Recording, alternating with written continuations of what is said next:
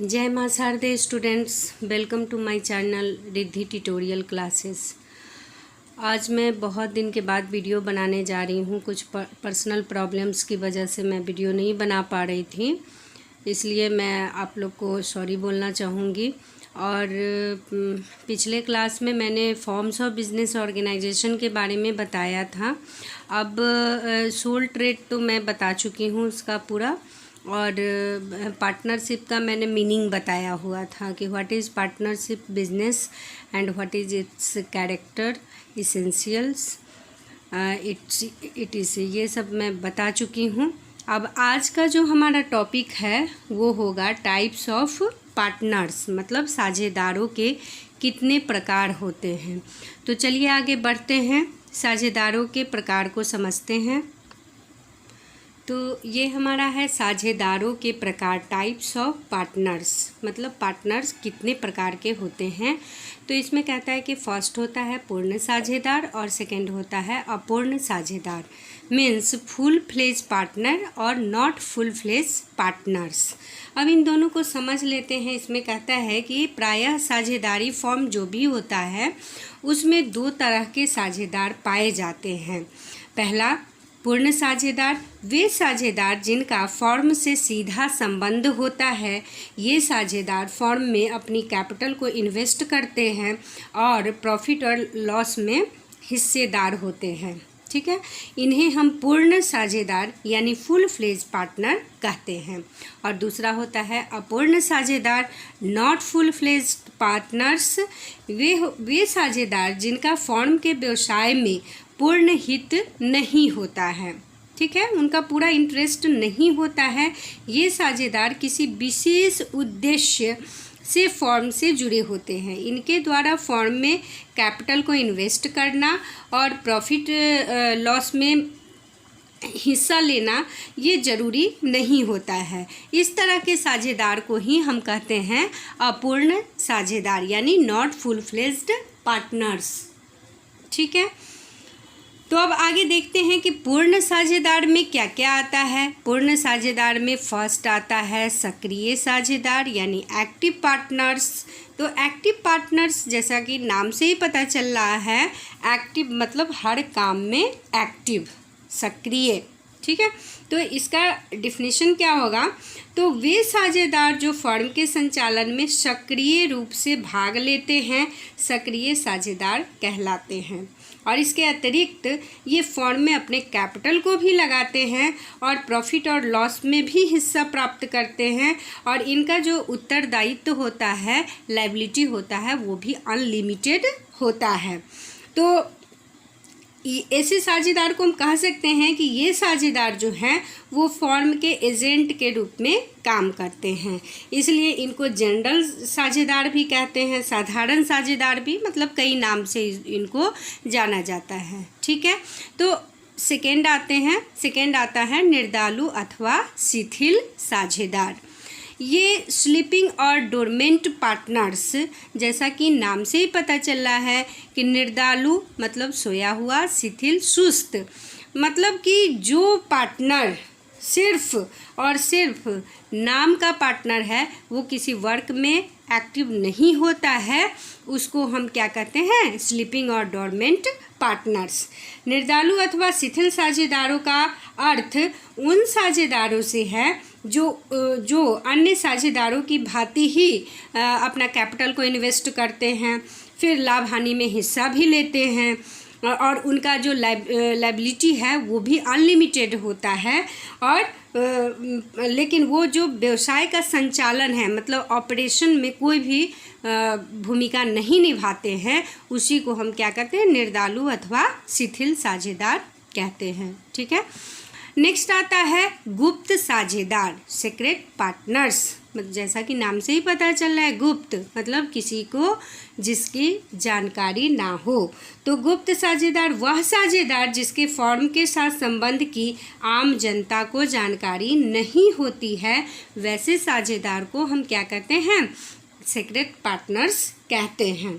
इसकी और जो विशेषताएं हैं वो इन सब के तरह ही होती है। जैसे ये कैपिटल को भी इन्वेस्ट करते हैं, लाभ हानि में हिस्सा भी लेते हैं, और प्रबंध का जो भी भाग होता है उसमें वो हिस्सा लेते हैं, और इनका जो लायबिलिटी है वो भी अनलिमिटेड होता है। मतलब सेम ही इन लोगों की तरह ही इनका भी फीचर्स होता है, बट ये आम जनता में इनको नहीं जानते हैं, आम जनता इनके बारे में नहीं जानते हैं कि ये भी साझेदार इस फॉर्म में हैं। ठीक है, तो इस तरह से पूर्ण साझेदार में ये 3 तरह के साझेदार आते हैं, एक्टिव पार्टनर्स, स्लीपिंग और डोरमेंट पार्टनर्स, और थर्ड आता है सीक्रेट पार्टनर्स। ठीक है, अब आते हैं अपूर्ण साझेदार, नॉट फुल फ्लेज्ड पार्टनर्स। नाम से ही पता चल रहा है कि जिसका कोई एक्टिविटी नहीं है उसी को हम अपूर्ण साझेदार कहते हैं। जिसमें पहला आता है आपको नाम मात्र के साझेदार, नॉमिनल पार्टनर्स। नाम मात्र के साझेदार का अर्थ ऐसे साझेदार से है जो कैपिटल तो लगाते हैं, लाभ हानि में हिस्सा ना कैपिटल लगाते हैं, ना लाभ हानि में हिस्सा लेते हैं, और ना ही व्यवसाय के ऑपरेशन में कोई भूमिका निभाते हैं। तो इस प्रकार के व्यक्ति को फॉर्म में साझेदार उसकी व्यक्तिगत साख यानी पर्सनल गुडविल का लाभ उठाने के लिए लिया जाता है। ठीक है, तो अब यहाँ हो सकता है कि प्रश्न ये उठेगा कि कोई भी व्यक्ति बिना हित के इस तरह की साझेदारी क्यों स्वीकार करता है। तो इस प्रश्न का उत्तर यह है कि व्यक्ति फॉर्म से किसी विशेष लगाव के कारण ही साझेदार बनता है। जैसे बेटे के द्वारा चलाए जा रहे व्यवसाय में पिता का नाम साझेदार के रूप में जोड़ना। अब पिता अपना गुडविल पहले से मार्केट में बनाए हुआ है और बेटा अपना बिजनेस नया स्टार्ट किया है, तो पिता का गुडविल से उसको फ़ायदा हो जाएगा, इसलिए वो एक नाम मात्र का साझेदार बनकर उस फॉर्म में रहता है। ठीक है, तो उसी को हम क्या कहते हैं, नाम मात्र का साझेदार। तो ये ना अपना कैपिटल इन्वेस्ट करेंगे, ना लाभ हानि में हिस्सा लेंगे, बस अपनी साख को उस बिजनेस में देंगे। ठीक है, नेक्स्ट आता है प्रदर्शन द्वारा साझेदार, पार्टनर बाय होल्डिंग आउट। जब कोई व्यक्ति फर्म में साझेदार न होते हुए भी वह बार बार कहता है, किसी को कह देता है कि हम इस बिजनेस में पार्टनर हैं, तो ये उसका प्रदर्शन हुआ, तो उस प्रदर्शन के साथ ही वो साझेदार बनता है। उसी को हम क्या कहते हैं, प्रदर्शन द्वारा साझेदार। ठीक है, अब थर्ड आता है कि सीमित साझेदार, लिमिटेड पार्टनर क्या होता है। तो सीमित साझेदार वह व्यक्ति है जिसका दायित्व उसके द्वारा व्यवसाय में जो इन्वेस्टेड कैपिटल है वहाँ तक ही सीमित होता है। मतलब वो जितना कैपिटल लगाया है वहीं तक उसका जो दायित्व है वो सीमित रहेगा। अर्थात यदि फर्म को किसी प्रकार की हानि होती है तो वह अपनी पूंजी तक ही उत्तरदायी रहेगा। ठीक है, तो ऐसे साझेदार को फर्म के एडमिनिस्ट्रेशन में भाग लेने का अधिकार नहीं होता है। उसी को हम क्या कहते हैं, सीमित साझेदार कहते हैं। नेक्स्ट आता है अवयस्क साझेदार, मतलब माइनर पार्टनर। ठीक है, अवयस्क का मतलब क्या होता है, जैसा कि हम जानते हैं कि अवयस्क उनको कहा जाता है जिनकी आयु 18 वर्ष से कम हो।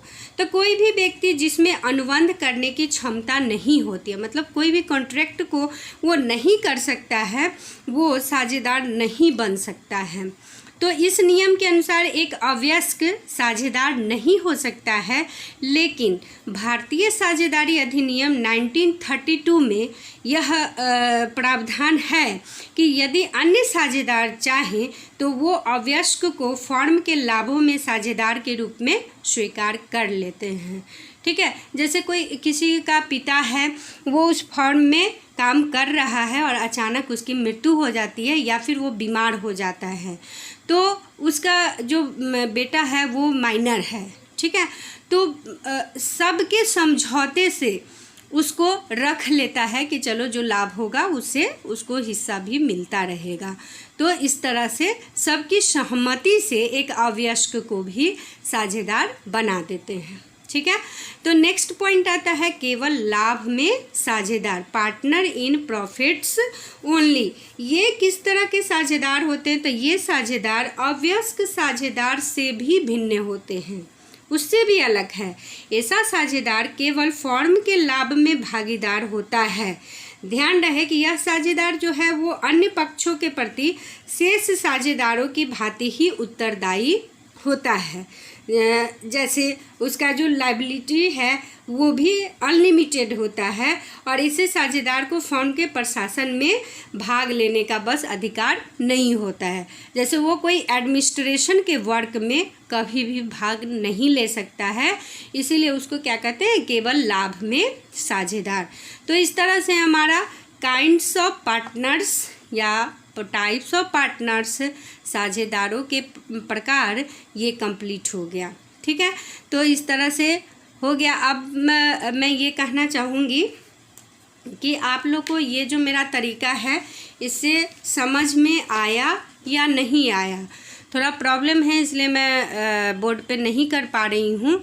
तो इससे भी अगर आप संतुष्ट होंगे तो मैं आगे वीडियो बनाती रहूँगी, तो इसलिए आप कमेंट करके मुझे ज़रूर बताएं। ठीक है, okay, thanks for watching my video, bye.